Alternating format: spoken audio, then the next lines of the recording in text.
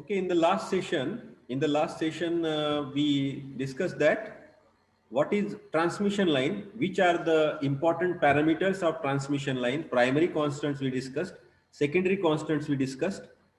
We also discussed that transmission line conducts electromagnetic signal, and whenever there is mismatch between the impedances, which impedances Z0 and ZR, reflections will occur. That means maximum power will not transfer from source to load. Okay, so we discussed that.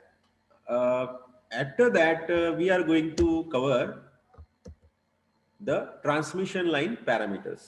So what what exactly the transmission line? Transmission line is a wire. It has different types of shape like this. So these all are transmission lines. Okay. So the wires which you find on the screen are also transmission line. So there are various types of transmission line, and we select the transmission line depending upon our application. From application to application, requirement is different. काही transmission लाईनचा characteristic impedance 50 ohm असेल, एखाद्या transmission लाईनचा 100 असेल. आपल्या application, आपला load किती इम्पिडन्सचा आहे त्यानुसार आपल्याला ट्रान्समिशन लाईन सिलेक्ट करणं गरजेचं आहे.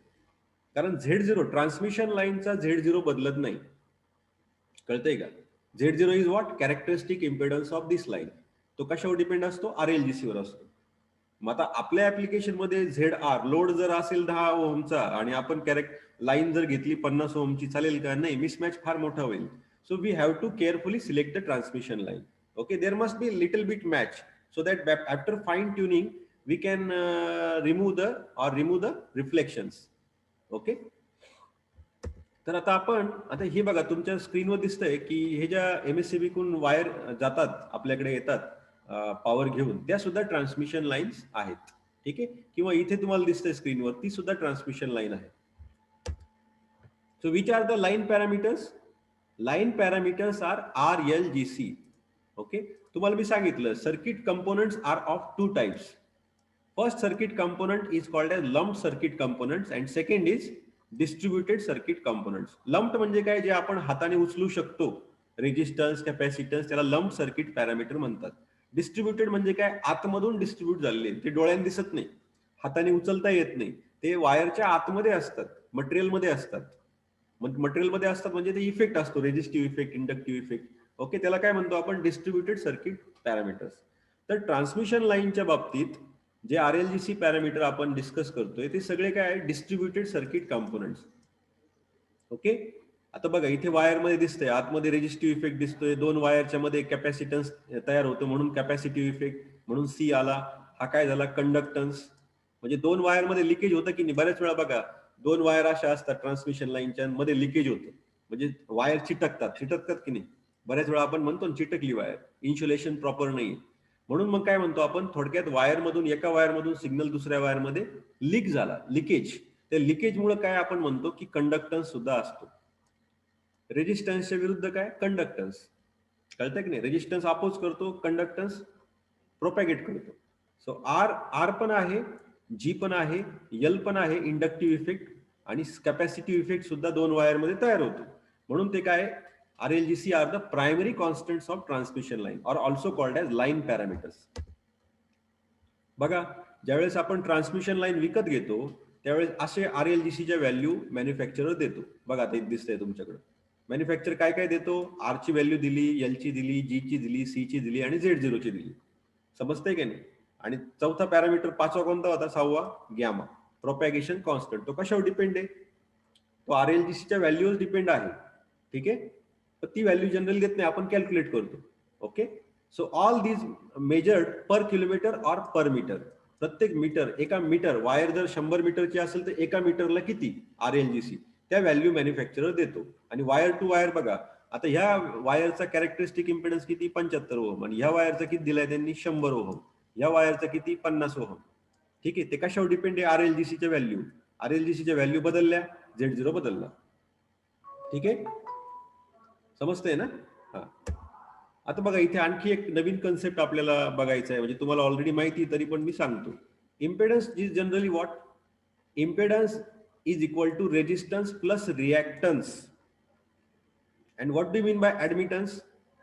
Admittance is equal to conductance plus susceptance.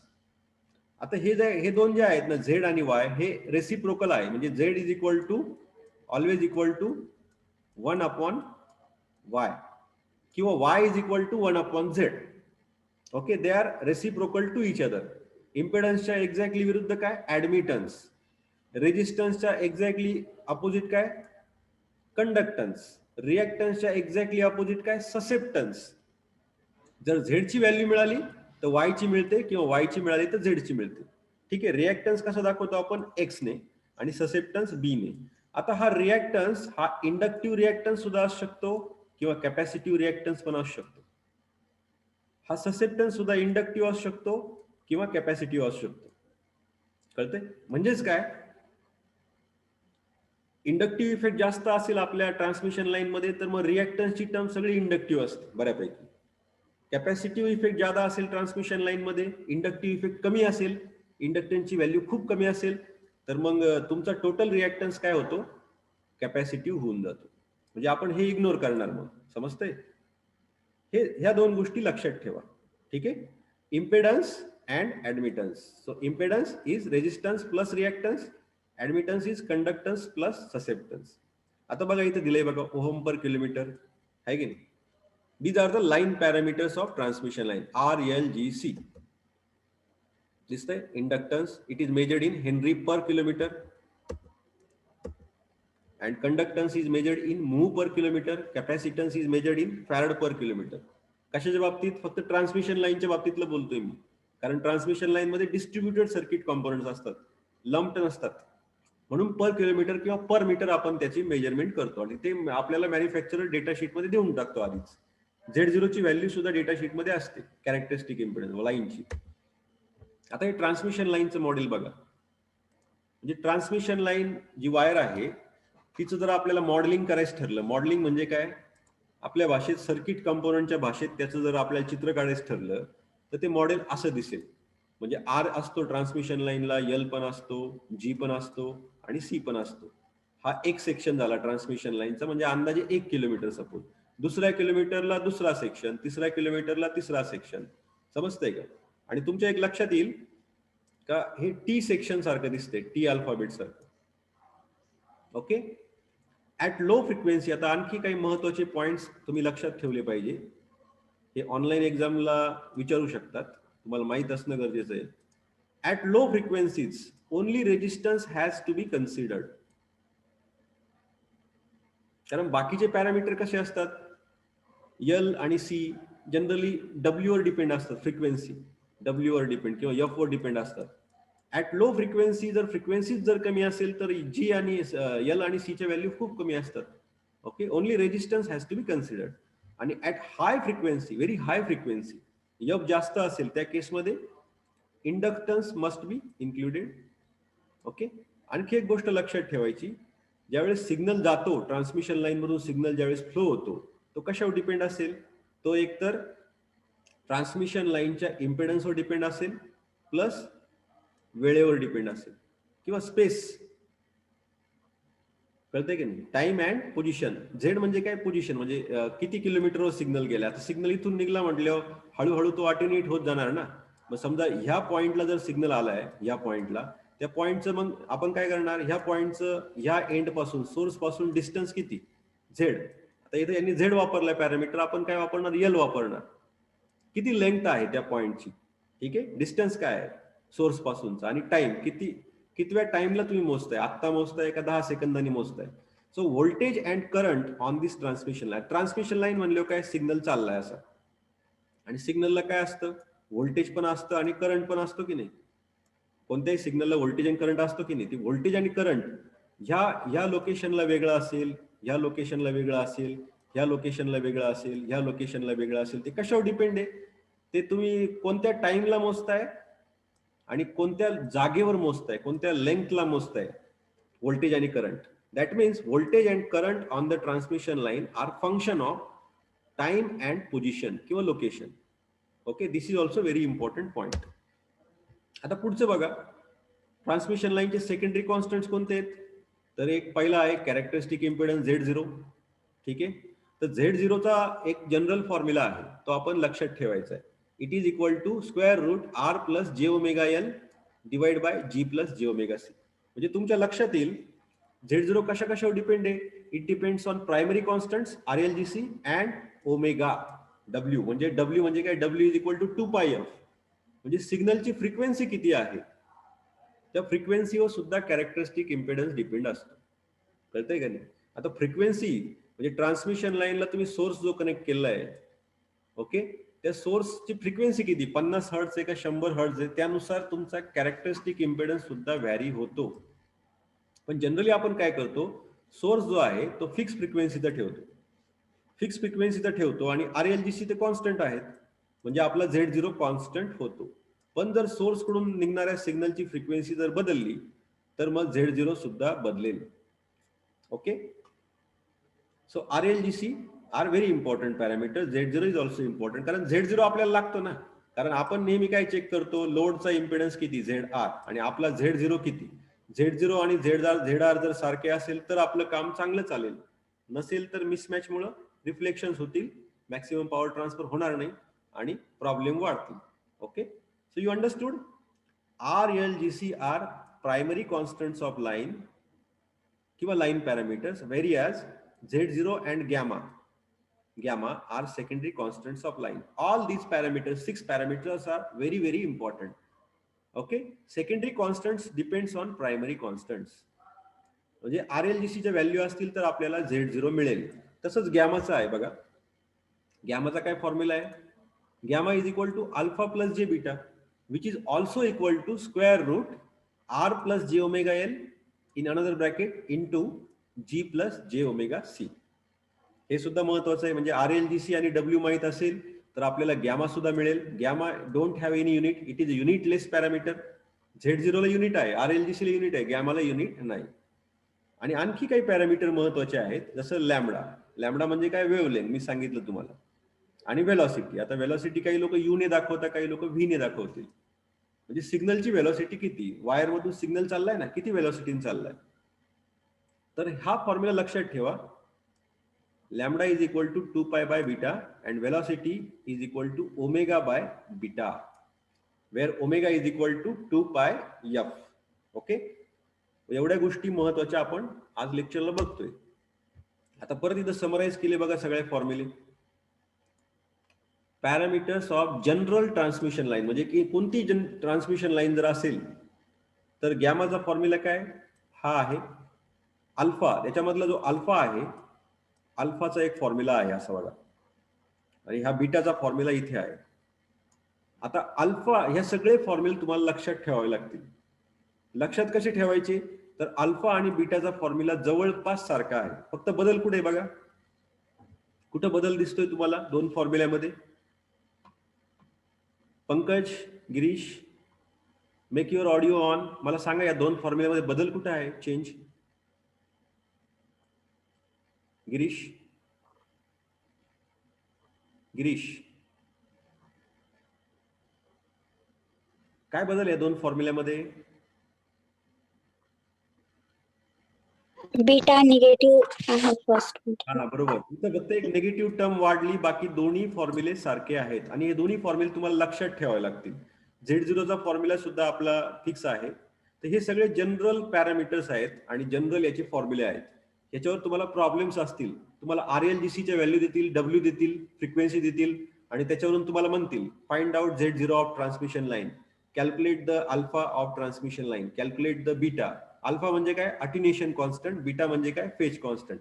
It is measured in neper per kilometre किंवा नेपर पर मीटर, आणि हा मेजर करतो आपण रॅडियन्स पर किलोमीटर और radian per metre. Z0 measure करतो ओहम पर किलोमीटर किंवा मीटर, आणि गॅमाला तर युनिट नाही.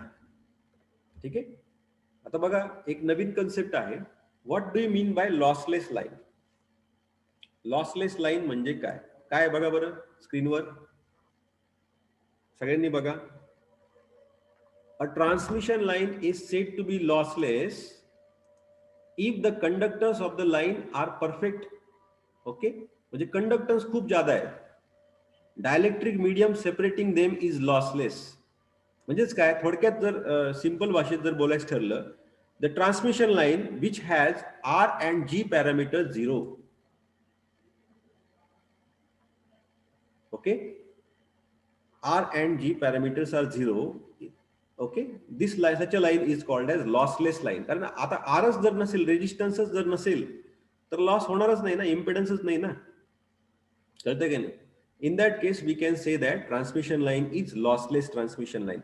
आता मग lossless transmission line साठी R आणि जर G 0 असेल तर पहिला फॉर्म्युला काय तयार होईल रे? गॅमाचा फॉर्म्युला काय शिल्लक राहील सांगा बरं Prachi. Prachi make Yes, sir. if R and G are 0, gamma formula will become काय होईल? R is 0 and G is 0. Yes. What will be the formula of gamma? Gamma equals to alpha plus j beta नहीं ना, under root j omega c square root j into j square square omega square c l. c. आता j square आणि omega square जर बाहेर घेतलं तर काय होईल? j omega square root LC होईल का प्राची? Yes, sir. बघा j omega under root lc. बघा इथे येते का बघा, गॅमाचा फॉर्म्युला इथे आलाय का बघा बरं, आलाय का बघा. Yes. हा, आता गॅमा मला सांग, गॅमा मध्ये रिअल पार्ट आहे का इमॅजिनरी पार्ट आहे या फॉर्म्युल्यात? Imaginary. आणि गॅमाचा फॉर्म्युला, बेसिक फॉर्म्युला काय सांगतो? Alpha plus imaginary part means म्हणजे real part plus imaginary real part. Part आणि हा इमॅजिनरी पार्ट. मग आता आपला फॉर्म्युला काय झालाय? Imaginary part Totally imaginary. Real part is 0. That's why alpha is 0. Alpha काय असतो?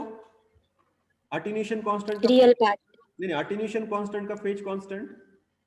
Attenuation constant. अटेन्युएशन म्हणजे काय? सिग्नल कमी कमी होत जातो ना, छोटा होत जातो, त्याची अँप्लिट्यूड कमी होत जाते. म्हणजे काय होतं? सिग्नल कमी होत जातो. मग अटेन्युएशन किती आहे? किती अटेन्युएशन प्राची? 0. म्हणजे ट्रान्समिशन लाईन मधून जर सिग्नल चालला असा, त्याची सुरुवातीला जी अँप्लिट्यूड आहे ती शेवटपर्यंत राहील, म्हणजे no attenuation. That means it is a lossless line. Okay. Yes. So for your line to be a lossless, your R and G must be 0. In that case, gamma becomes j omega square root LC, alpha becomes 0, and U becomes, velocity becomes omega by beta. Beta तुमचा किती आहे? आता हा जे गेला आणि हा जे गेला, तर बीटा किती शिल्लक राहिला Prachi? Omega root LC. Omega root LC. आता ओमेगाची व्हॅल्यू, बीटाची व्हॅल्यू जर मी इथं टाकली, इथं बीटाच्या जागेवर, हा बेसिक फॉर्म्युला आहे वेलॉसिटीचा, तर वेलॉसिटी किती शिल्लक राहील? स्क्वेअर रूट 1/LC राहील शिल्लक. हा, आणि Z0 किती शिल्लक होईल का? Z0 सांग मला आता. Z0 चा फॉर्म्युला इथं आहे तुझ्या समोर, बघ Prachi. L by root L by C.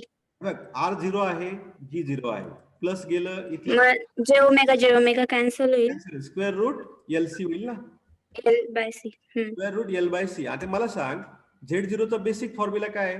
एक रिअल पार्ट असतो आणि एक इमॅजिनरी पार्ट असतो. Imaginary part. हा, आता बघ इथं काय शिल्लक राहिले? रिअल राहिले. Real part. Only real part. म्हणजे रिअल पार्ट म्हणजे काय? तुमचा इम्पेडन्स काय आहे? आधी इथं बघ, हा इथं बघ, तुमचा इम्पेडन्स मध्ये कोणता पार्ट राहिला? रेजिस्टिव्ह पार्ट राहिला का रिएक्टन्स राहिला? मग resistive part. म्हणजे तुमचा impedance, your impedance is purely resistive. Correct? No reactance is there in case of lossless line. That's why you see Z0 is equal to R0 is equal to square root LC. समजलं का? आता इथे summarise बघा parameter. Lossless line ज्यावेळेस असेल, म्हणजे R आणि G जेव्हा 0 असेल, त्यावेळेस तुमचा गॅमा एवढा असतो, अल्फा 0 असतो, बीटा एवढा असतो आणि Z0 एवढा असतो. समजलं? आता याच्यावर तुम्हाला प्रॉब्लेम जर आला, ट्रान्समिशन लाईन लॉसलेस लाईनचा प्रॉब्लेम आला, तर तुम्हाला ते म्हणणार नाही R आणि G 0 आहे. तुम्हाला काय देतील? R आणि G 0 दिलाय म्हणलं, तुम्हाला उरलेले कोणते व्हॅल्यू देतील? RLGC मधल्या R आणि G गेला तर तुम्हाला देतील ते C आणि L, या दोन व्हॅल्यू देतील आणि F देतील. In case of lossless line, in your problem, they will give you the value of capacitance farad per kilometre मध्ये, इंडक्टन्स हेनरी पर किलोमीटर आणि फ्रिक्वेन्सी देतील आणि तुम्हाला काय म्हणतील? Find out gamma, alpha, beta and Z0. म्हणजे lossless लाईनवर सुद्धा प्रॉब्लेम तुमचा असू शकतो. ठीक आहे. हा, आता पुढे बघा, दुसऱ्या प्रकारची लाईन दिसते. काय ती बघा बरं, कोणती आहे प्राची? Distortion line. डिस्टॉर्शन लेस लाईन. आता डिस्टॉर्शन म्हणजे काय ग? समजा तुमची अशी ट्रान्समिशन लाईन आहे, ठीक आहे, अशी ट्रान्समिशन लाईन आहे आणि इनपुटला मी सिग्नल कसा दिला, असा दिला, सपोज साईन वेव्ह दिली अशी, ठीक आहे. इनपुटला मी सिग्नल दिला, इलेक्ट्रोमॅग्नेटिक सिग्नल, आणि आउटपुटला मला जर सिग्नल असा आला समजा काहीतरी, तर मला आपण काय म्हणणार प्राची मग इथे? आपल्याला परफेक्ट सिग्नल मिळाला का नाही मिळाला? नाही. म्हणजे डिस्टॉर्टेड सिग्नल मिळाला असं म्हणतो की नाही आपल्या भाषेत आपण? Yes. आपण काय म्हणतो? Signal is distorted. डिस्टॉर्टेड म्हणजे काय? The shape of input signal and shape of output signal is not same. That means the received signal is not exact replica of transmitted signal. The received signal at the load end is not the exact replica of transmitted signal at the source end. हा काय तुमचा source end, हा load end आहे आणि ही wire आहे. ठीक आहे. मग ज्यावेळेस सिग्नल तुमचा डिस्टॉर्टेड होईल त्यावेळेस आपल्याला प्रॉब्लेम तयार होतील. मग आपल्याला डिस्टॉर्शन्स हवेत का नको बाकी? नाही. हा, मग आपल्याला कशी लाईन पाहिजे? मग कशी लाईन पाहिजे? कशी लाईन पाहिजे? Lossless line. डिस्टॉर्शन लेस लाईन लागेल ना. हा, मग डिस्टॉर्शन लेस लाईन कधी मिळेल आपल्याला? कधी मिळेल? ही कंडिशन आहे बघा. काय आहे ती कंडिशन, सांग बरं. R/L equals to G/C. आता ह्या व्हॅल्यू कोण देतं आपल्याला? RLGC च्या व्हॅल्यू? Primary. नाही मान्य आहे, पण ते व्हॅल्यू कोण? हा, आपल्याला त्या व्हॅल्यू कुठून कळतात? कोण देतं आपल्याला त्या व्हॅल्यू? ज्या व्यक्तीने किंवा ज्या कंपनीने ट्रान्समिशन लाईन बनवली ती कंपनी किंवा तो व्यक्तीच त्या डेटा शीट मध्ये RLGC च्या व्हॅल्यू देतो की नाही? Yes. हा, आणि प्रत्येक वायरची RLGC च्या व्हॅल्यू वेगवेगळ्या असतात. मग त्या मॅन्युफॅक्चररने बनवतानाच, ट्रान्समिशन लाईनला बनवताना जर R/L चा रेशिओ G/C एवढा ठेवला तर ऑटोमॅटिकली काय होतं? डिस्टॉर्शन ट्रान्समिशन लाईन मध्ये राहतच नाही. म्हणजे तुमची लाईन कशी होईल? Distortionless. हा, त्यासाठी मॅन्युफॅक्चररने काय केलं पाहिजे? R/L equals to G/C ratio follow केला पाहिजे. हा, तो रेशो फॉलो केला पाहिजे. म्हणजे ट्रान्समिशन लाईन बनवताना हा रेशो फॉलो जर केला तर तुमची लाईन डिस्टॉर्शन लेस लाईन होते. आता इथे दिलंय बघा, it is a line in which attenuation constant alpha is frequency independent while phase constant beta is linearly dependent on frequency. आता हा टेक्निकल लँग्वेज आहे. ही कंडिशन झाली म्हणजे अल्फा जो आहे तुमचा तो फ्रिक्वेन्सीवर डिपेंडंट नसेल, इंडिपेंडंट. म्हणजे अल्फाची value is not depend on frequency, पण बीटाची value will be dependent on frequency. म्हणजे आणखी एक डेफिनेशन. ठीक आहे. डिस्टॉर्शन लेस लाईन कधी म्हणायचं एखाद्या लाईनला? जर तुमचा attenuation constant is independent of frequency and phase constant is dependent on frequency. ठीक आहे. ही एक डेफिनेशन झाली. दुसरी डेफिनेशन काय? Whenever R/L ratio is exactly equal to G/C ratio, in that case we say that the line is distortionless line. म्हणजे distortions तयार होणार नाही. इकडून जो सिग्नल पाठवला तसाच सिग्नल रिसिव्हर एंडला मिळेल, लोड एंडला मिळेल, म्हणजे प्युअर सायनोसॉइडल मिळेल. इकडून ट्रायंग्युलर सिग्नल पाठवला तिकडे ट्रायंग्युलर मिळेल. So that is a distortionless line. आता डिस्टॉर्शन लेस लाईनची ही जी कंडिशन आहे ती कंडिशन जर आपण जनरल फॉर्म्युल्यामध्ये टाकली तर परत व्हॅल्यू बदलतील, फॉर्म्युले बदलतील. आता बघा इथे काय केलंय.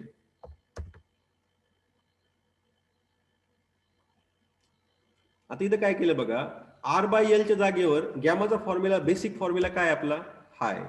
काय गॅमाचा फॉर्म्युला किंवा अल्फाचा फॉर्म्युला काय? हा फॉर्म्युला दिसतोय की नाही तुम्हाला? अल्फाचा फॉर्म्युला आणि बीटाचा फॉर्म्युला. तर अल्फाच्या फॉर्म्युला आणि बीटाच्या फॉर्म्युल्यामध्ये रिअरेंज जर केला हा फॉर्म्युला, रिअरेंज करून जर आपण असं टाकलं, R/L च्या ऐवजी G/C टाकलं किंवा G/C च्या ऐवजी R/L जर टाकलं तर आपले फॉर्म्युले मॉडिफाय होतात, म्हणजे सोपे होतात. ते कसे होतात बघा. alpha will become square root RG and beta will become omega square root L C. म्हणजे ते भले मोठे जे फॉर्म्युले मगाशी तुम्ही बघितले त्याच्यामध्ये आर बाय एल च्या जागेवर जी बाय सी जर टाकलं किंवा जी बाय सी च्या जागेवर आर बाय एल टाकून रिअरेंज जर केले फॉर्म्युले तर आपल्याला शेवटला असे फॉर्म्युले शिल्लक राहतात. हे कधी डिस्टॉर्शन लेस लाईनच्या बाबतीत. आणि Z0 किती होतो मग? Z0 मध्ये सुद्धा आपण ते रेशिओ जर ऍडजस्ट केला आहे तर शेवटला असं शिल्लक राहतं square root R by G और square root L by C. ठीक आहे, समजतंय का? आणि वेलॉसिटी एवढी शिल्लक राहते. ठीक आहे, आता बघा अल्फाच्या व्हॅल्यू मध्ये फ्रिक्वेन्सी आहे का ग प्राची? अल्फाचा जो फॉर्म्युला दिसतोय का तुम्हाला त्याच्यामध्ये डब्ल्यू आहे का? डब्ल्यू आहे का? No. हा, म्हणजे No. Alpha is independent of frequency, correct or not? Yes. And beta is Beta is depend on frequency. Dependent on frequency. यालाच काय म्हणतो आपण? Distortionless line. हा, मग असं तो प्रकार आहे. आता बघा इथं फॉर्म्युले दिले बघा, सगळ्यांचे कॉमन फॉर्म्युले दिलेत बघा. जनरल ट्रान्समिशन लाईनच्या बाबतीत गॅमा किती असतो? स्क्वेअर रूट आर प्लस जी omega L into G plus जी ओमेगा सी. आणि Z0 किती असतो? एवढा असतो. हे जनरल फॉर्म्युले. ओके, लॉसलेस ट्रान्समिशन लाईनच्या बाबतीत काय होतं? अल्फा 0 होतो आणि बीटा एवढा होतो. आणि Z0 किती राहतो? प्युअरली रेजिस्टिव्ह राहतो, इमॅजिनरी पार्ट जातो निघून. आणि डिस्टॉर्शन लेस लाईनच्या बाबतीत अल्फा किती होतो? स्क्वेअर रूट आर जी आणि बीटा किती होतो? जे omega square root L C. आणि Z0च्या बाबतीत काय होतं? इमॅजिनरी पार्ट निघून जातो आणि फक्त एवढं प्युअरली रेजिस्टिव्ह शिल्लक राहतं. ठीक आहे, कळाला का हा टेबल प्राची? Yes, sir. हा, मग आता याच्यावर तुम्हाला प्रॉब्लेम्स असतात, बऱ्याच वेळा प्रॉब्लेम असतात. बघा इथे डिस्टॉर्शन लेस लाईनचं परत एकदा मी काय केलंय, समरी केली. हे फॉर्म्युले लक्षात ठेवा. Okay, alpha gamma will become square root R G plus this.